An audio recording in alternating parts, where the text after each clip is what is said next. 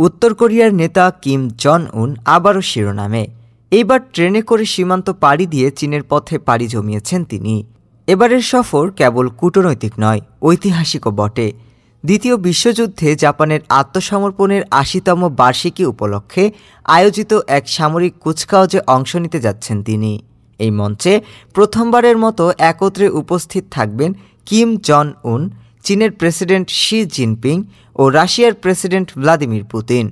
এটি ৩ পরাশক্তির নতুন মেরুকরণের স্পষ্ট বার্তা।